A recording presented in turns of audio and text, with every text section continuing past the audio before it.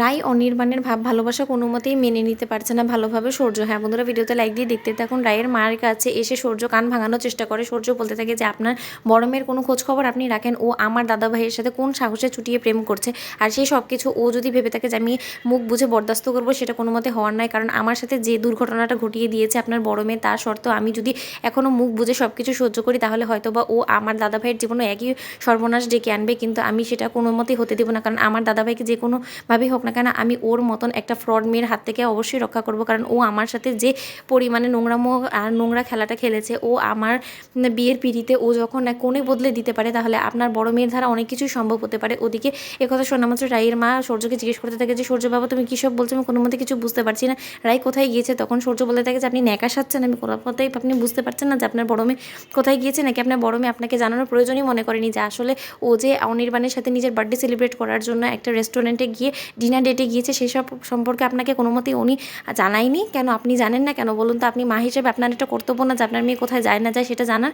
তখন রাইয়ের মা বলতে থাকে যে এসব কোনোভাবেই আমার কোনো রকম কোনো ধারণাই নেই। আমি যদি জানতাম তাহলে ওকে কোনো মতেই ওই লম্পট লোকটার সাথে যেতে দিতাম না। তুমি আমার কথা বিশ্বাস করো সূর্য। ওদিকে সূর্য বলতে থাকে যে ওসব জেনে আমার কোনো রকম কোনো লাভ নেই, কিন্তু আমার দাদাভাই থেকে ওকে দূরে থাকতে বলবেন, সেটাই বরঞ্চ আপনার মেয়ের জন্য ভালো। নয়তোবা কিন্তু আমি কিন্তু কোনো মতে ওকে ছেড়ে কথা বলবো না। ওদিকে এই কথা বলা মাত্রই রাই বাড়িতে চলে আসার এসে বলতে থাকে যে দিবি ভালোই তো আছো। সূর্য তখন রাইকে বলতে থাকে, রাই বলতে থাকে কেন, আমি খারাপ থাকলে কি তুমি বেশি খুশি হতে?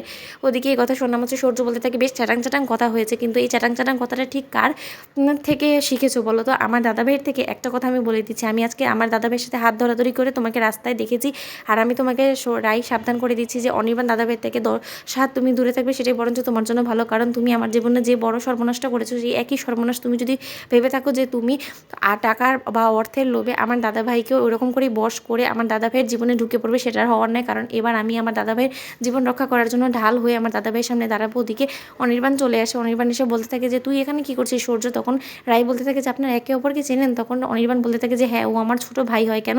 তখন সূর্য বলতে থাকে যে ঠিক সময় এসেছিস দাদাভাই তুই। তোকে আমি আসলে এই মেয়ের আসল চেহারাটা দেখানোর চেষ্টা করছি, কিন্তু আমি জানি তুই হয়তো এখন আমাকে ভুল বুঝবি, কিন্তু তা সত্ত্বেও আমি তোকে বলছি তুই বরঞ্চ এই মেয়ের থেকে দূরে থাকিস। কারণ ও অনেক ডেঞ্জারাস। ওর এক বোনকে আমি বিয়ে করে যে পরিমাণে ঠকেছি, তা সত্ত্বেও আমি চাই না যে আমার কারণে আর কোনো রকম কোনো ভালো কোনো মানুষ ঠকুক। তাই তুই তো আমার নিজের দাদাভাই, তাই আমি তোর ভালো চেয়েই বলছি তুই এর মতন মেয়ের কাছ থেকে বরঞ্চ দূরেই থাকিস। তখন অনির্বাণ বলতে থাকে যে আমি বড় হিসেবে আমি অন্তত তোকে একটা সাজেশন দিতে পারি যে তুই হয়তো বা এই মানুষটাকে এখন অবধি চিনিসই নি। যদি তুই চিনতিস তাহলে হয়তো বা রায়ের ব্যাপারে এরকম খারাপ মন্তব্য করতে পারতিস না। আর করছিস যখন, তাহলে আমি তোকে একটা কথা বলে রাখি, আমি কোনো মতেই রায়কে কোনোদিনও তোর মতন ভুল বুঝবো না। কারণ তুই যে মানুষটাকে ভালোবেসেছিলিস, সেই মানুষটাকে তুই যে পরিমাণে নোংরা অপবাদ দিয়েছিস, তারপরে তো তোর ভালোবাসাকে আমি ঘেন্না করি। তো বন্ধুরা, ভিডিওটি ভালো লাগে লাইক কমেন্ট শেয়ার করো, সাবস্ক্রাইব করো।